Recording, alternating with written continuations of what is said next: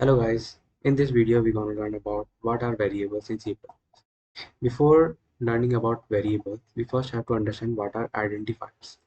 So, in programming, an identifier is a name given to a variable, function, class, module, or any other user-defined item.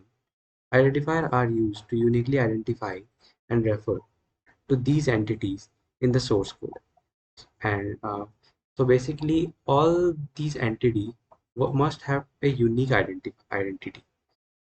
For example, all C++ variables must be identified with a unique name.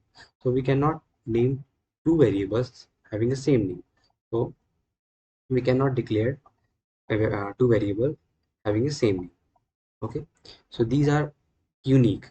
So it helps us to better identify an item. So now let's learn about variables.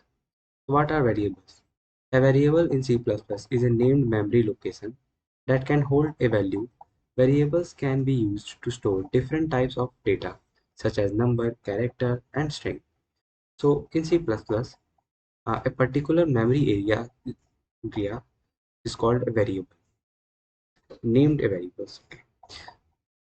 So in memory, here you can see that this int is declaring the data type, and this age is named is a variable name, and equals to 15 is the value.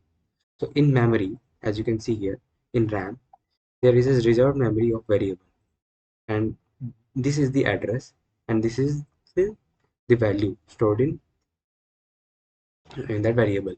So to access this, we have to use the variable name like age. In our source code, wherever we have to use that value, we have to use that variable name. Okay. So now, what is the syntax of declaring a variable? So this is definition and this is initialization.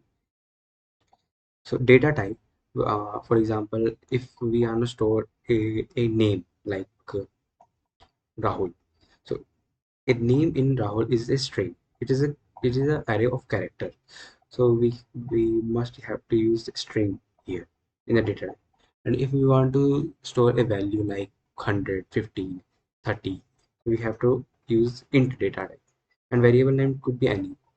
There have be a rule to declare a variable name, like we cannot use number in start. We have to use character or underscore or letter or underscore, the first letter in a variable. Okay, and in the right side of an equal to is the value we which first calculate, and then initialize to the left side variable. Okay, so what are different types of variable?